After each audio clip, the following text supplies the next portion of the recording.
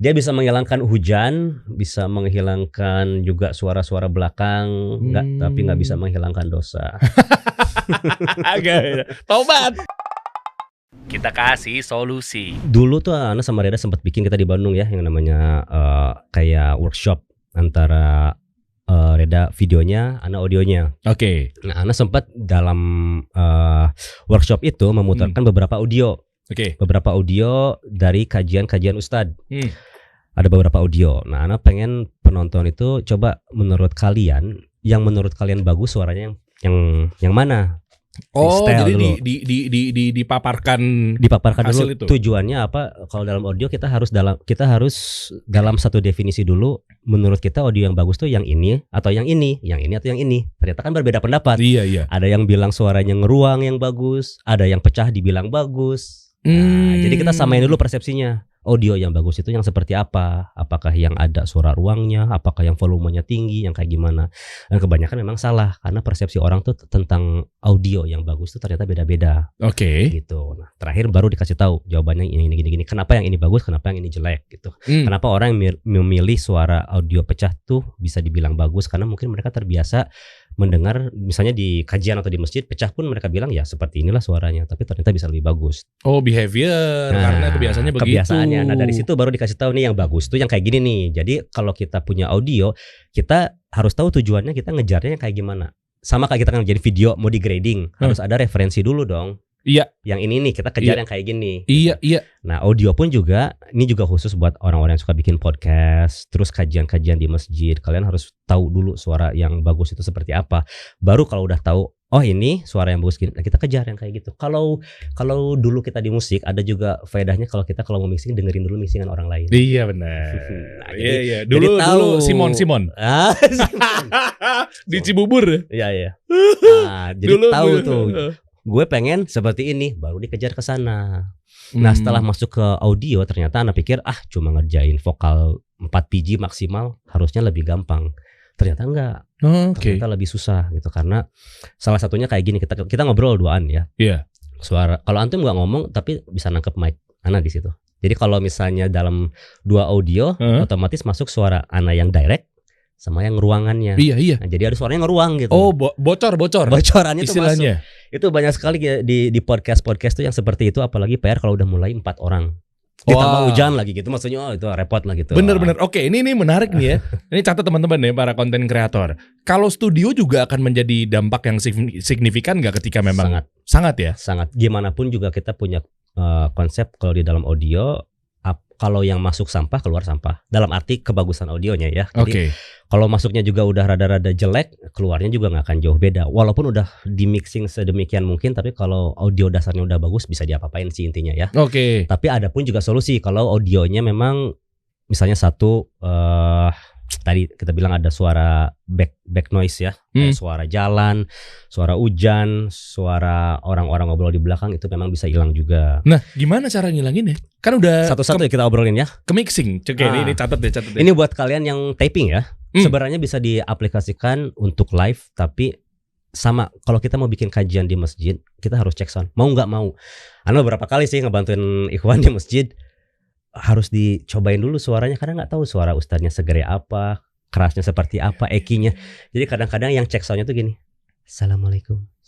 Udah aja, ustadz masuk, udah ngepick itu langsung. Ya. Jadi sempat beberapa kali kalau nggak salah di Nurul Iman sama ada satu di Bintaro, Ana coba praktekin apa yang dulu ilmu di audio, coba dipraktekin di situ. Jadi dicobain dulu. Nah, tools yang paling jarang dipakai oleh orang itu adalah kompresor, equalizer, ya seperti hal-hal seperti itu, denoiser, de-esser, itu semuanya ada di mixer ataupun di audio aplikasi. Oh, di software tuh ada ya? Ada. Nah, misalnya pakai apa? Premiere Pro.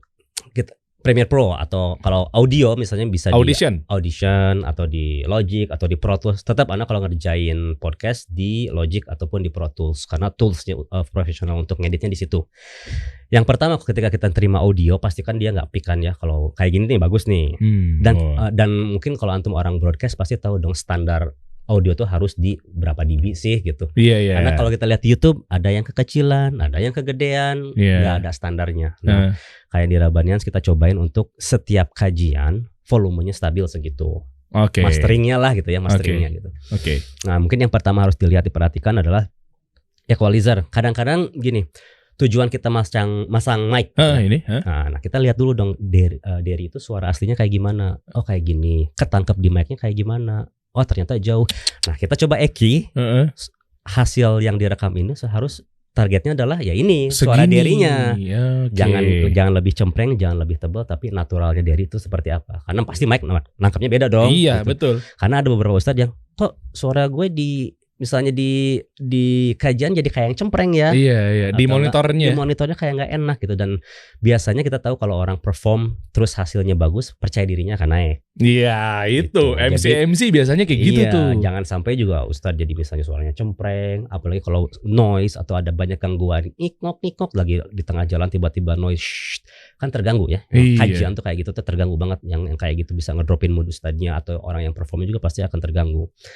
Nah jadi yang harus diperhatikan nomor satu gain staging. Jadi kalian harus tahu nih kayak misalnya kalau kita tahu audio itu ada hijau, ada kuning, ada merah. Nah kalian harus tahu range-nya ustadz ketika dia ngomong paling tinggi di mana dan paling rendah di mana. Karena kadang-kadang kalau beliau ngomong pelan nggak kedenger, atau kadang-kadang kalau kita gedein peak kalau pecah. Nah jadi ada yang namanya sweet spot sih, kita harus cari tahu. Itu hardware-nya? Enggak, itu kita bisa praktekin di dalam setiap mixer tuh ada kompresor, ataupun di Adobe juga ada kompresor. Kita cari titik poinnya di mana kompresor kan fungsinya gitu, mengecilkan suara yang kegedean dan menggedekan suara yang kecilkan. Jadi dia normalize ya. Iya. Oke. Tapi harus dicari tahu titik di mana dia nikmat dan stabil. Jadi ketika dia ngomong pelan stabil, ketika kita tinggi itu stabil. Nah, itu otomatis kita harus ya kayak dulu sama Reda kita workshop setelan ratio-nya berapa, threshold-nya berapa, input output-nya. Itu butuh waktu yang lama sih untuk, dan ini nggak bisa satu preset untuk semua ustadz, nggak bisa. Pasti beda-beda. Bahkan satu ustadz yang sama pun juga di saat yang berbeda pasti beda hasilnya. Hatta gitu. Dia sama settingannya kadang suka berbeda juga. Nggak ada, nggak bisa. Masya Allah ini daging banget nih. Ini kalau dibuka kelas mahal loh ini loh. Nah terus itu batasnya di mana? Di kuning sebenarnya gini, ini masih menjadi perhelatan nih. Di hijau, ini kita ngomong audio ya. Apa sih gainnya kali ya? Gain staging. Gain staging ya, kan paling atas tuh nge-pick merah tuh. Hijau, kuning, merah. Aneh nangkapnya apakah di kuning aja? Takutnya kalau di hijau, mentok di hijau tuh udah masih kekecilan. Kan sementara ada yang namanya kompresor sama gain booster, jadi kan bisa diangkat lagi. Atau memang dari awalnya, Kang?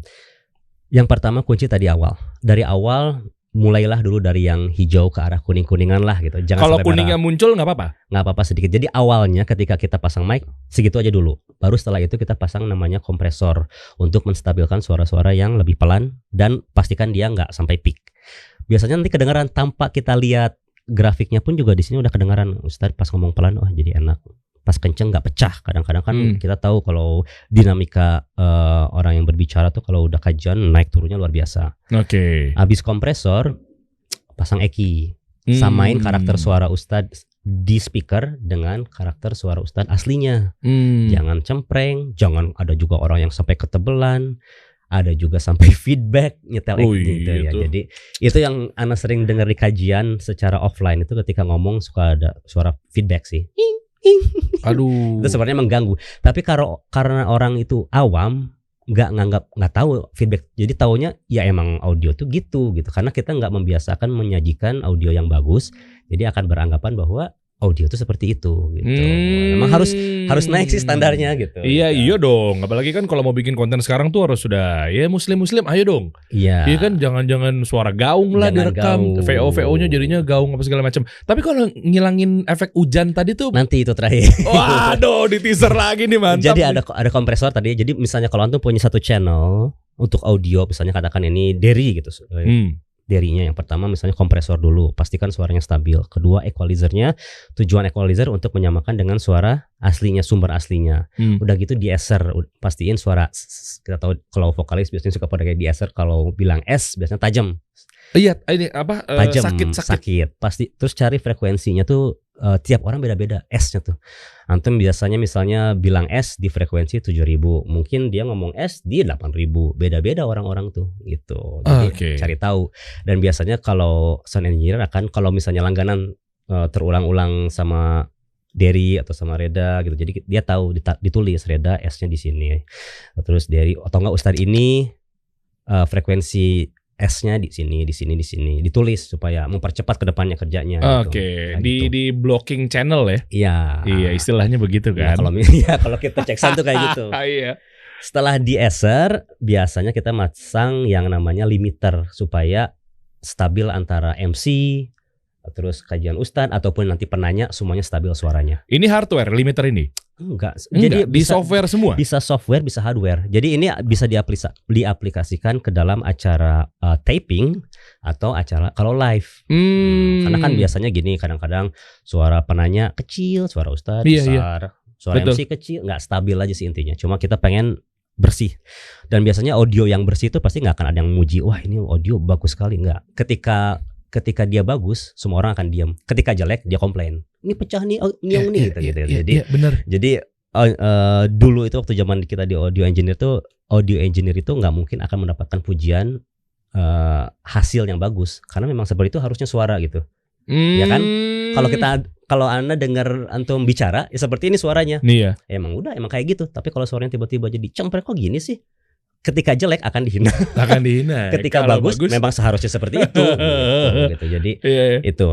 Nah, beres dari DSR terakhir tadi limiter tadi buat nyamain semuanya. Jadi nge-masterin semua audio yang ada. Nah, yang terakhir kalau tetap setelah audio ini setelah diaplikasikan, tetap masih ada yang namanya noise dari kabel, ada suara hujan segala macam. Antum bisa cek di websitenya namanya Akon Digital. Boleh dibuka nggak? Boleh dibuka. Ini penasaran nih. Akon Suite. Soalnya biasanya kalau udah kegabung sama efek hujan apa segala macam tuh udah bete tuh, karena dia udah ke-mix sama ininya. ACON. Coba buka ACON Digital. Oke, itu akondigital.com. Coba ini.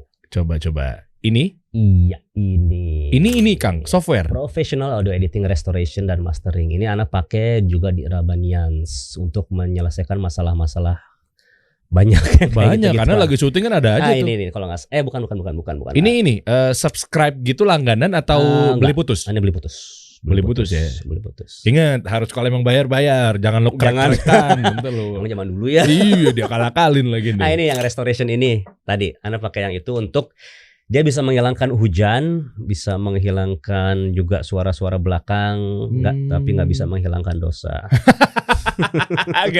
Tobat. Ngapain begini ya? Cuma ini gitu, maksudnya kalau butuh ini tuh khusus plugin untuk menyelesaikan masalah-masalah yang ada masalah gitu. Bukan mempercantik audio, tapi menyelesaikan masalah. Gitu. Tapi ini kan nggak mungkin one click kan? Nggak. Nah, terus dioper-oper kemana tuh biar audionya clean lagi? Jadi bagusnya itu si Akon Audio dia punya feature. Ketika kita punya audio, dibiarkan dia jalan, jadi nanti si pluginnya akan mendetek sendiri noise yang ada. Sekali jalan dia ngedetect audionya apa aja, nanti putaran keduanya hilang. Tapi dia mempelajari secara spesifik frekuensi sama gangguan-gangguan audionya. Oh, cara kerjanya begitu. Cara kerjanya seperti itu. Abis ini kayaknya Kang Uki akan terima endorsan dan ini nih Reda cuan lagi nih kayaknya masuk nih para ini kan apa sih software gini. Ngerapet nih abis ini nih. Ini sangat kepake kalau buat podcast ya. Apalagi kalau pembicaranya lebih dari 2 bisa sampai 4 orang, otomatis pasti ada perbedaan jarak kan, otomatis jadi audio itu kayak ngegeser gitu. Kenapa? Karena kan antum menangkap suara ruangan saya gitu, ini direct. Ini antum berarti ada jarak kan. Jadi secara audio kalau antum zoom itu audio itu pasti kayak Iya. Dia nggak pas gitu ya. Nggak pas sama kita. Kenapa ya? Bukan delay lo ya? Enggak. Jadi ibaratnya gini. Ini mic direct, ini mic room.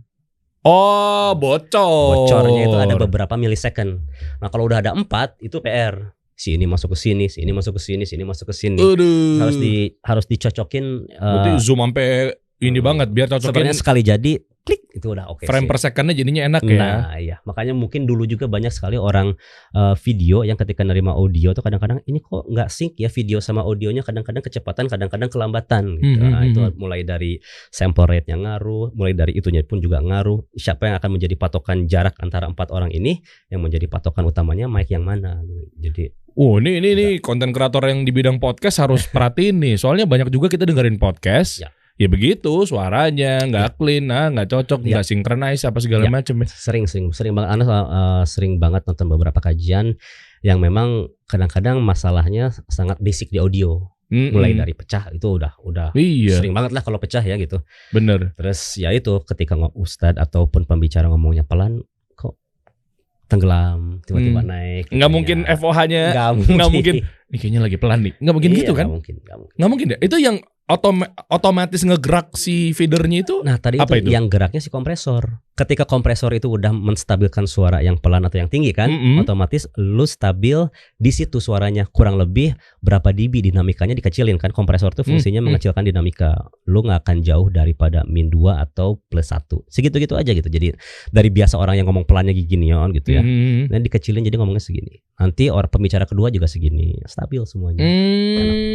Oke. Icon digital itu berapa Kang? Langganan per bulan apa berapa? Enggak, dia sekali beli putus berapa ya, 2 juta. Enggak tahu lah antara 2 juta. Putus kayak Envato ya. Envato juga putus ya. Nah, tapi itu dapat sekali suite itu mendapatkan 5 plugin ya. Restorasi, terus juga noise floor, kalau nggak salah ada EQ-nya, ada beda-beda, dapat 5 plugin. Tergantung masalahnya apa di audio, nanti dimasukin plugin yang itu. Oke. Gitu. Daging.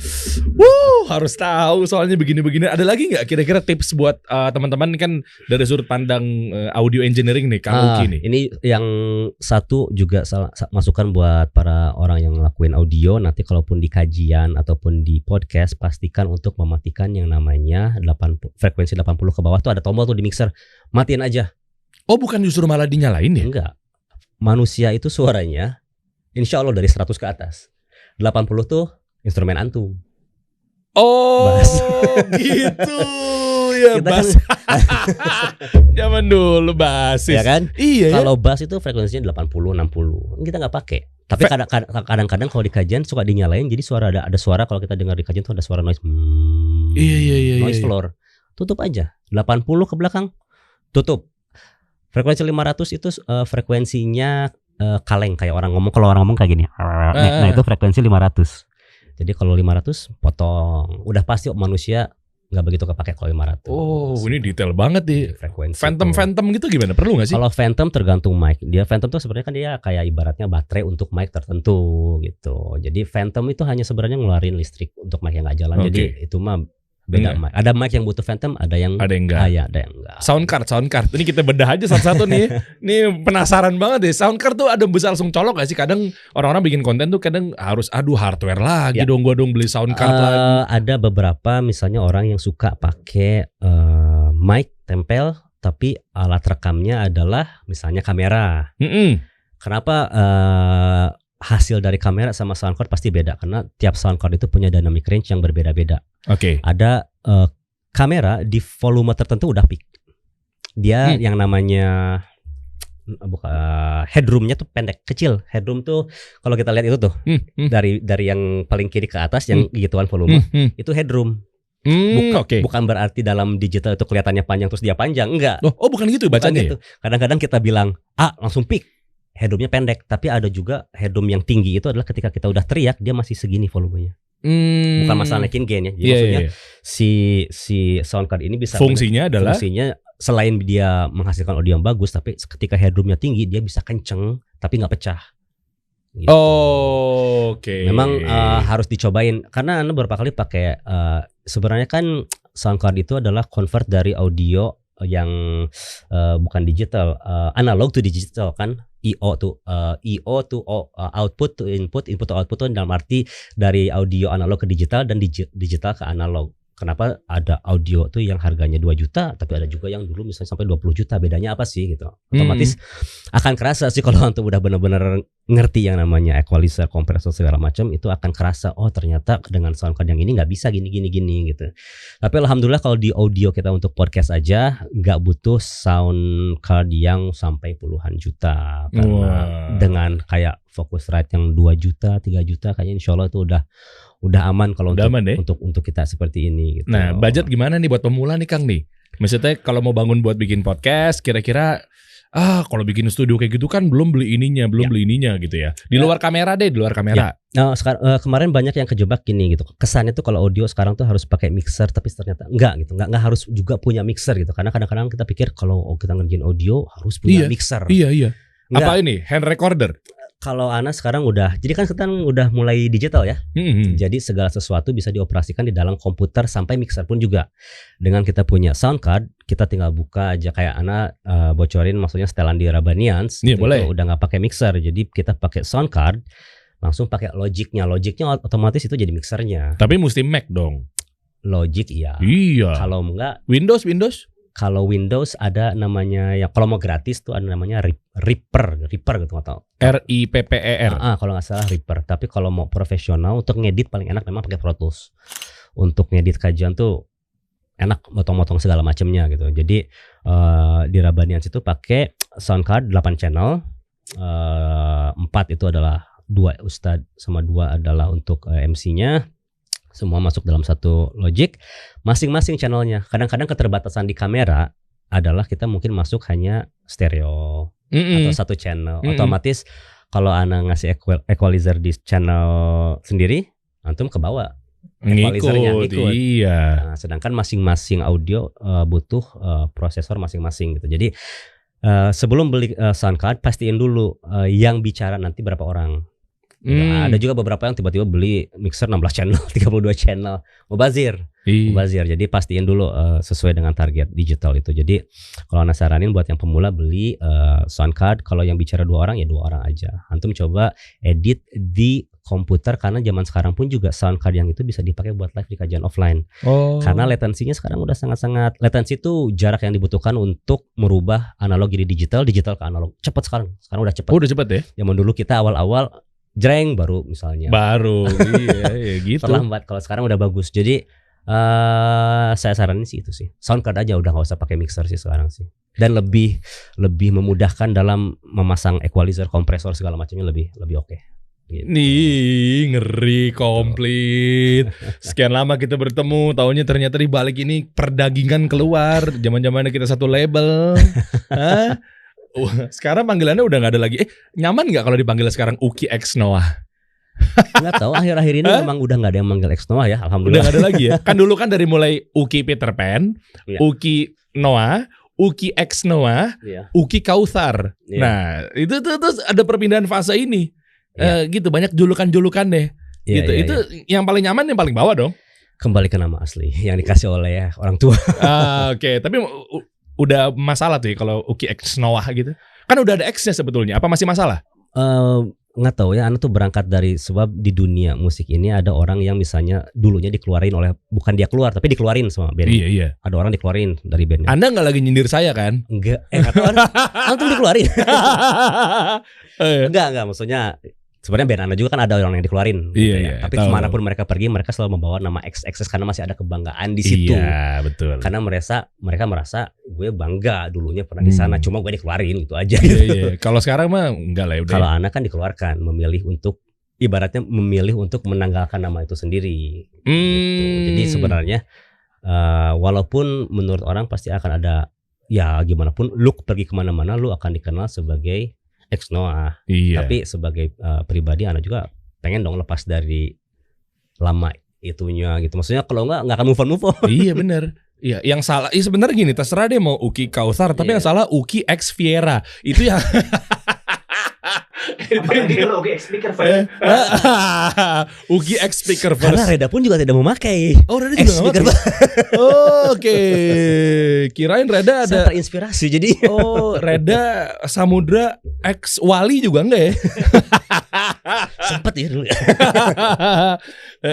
Syukron jazakallah khair Uki Kautsar. Kita kasih solusi.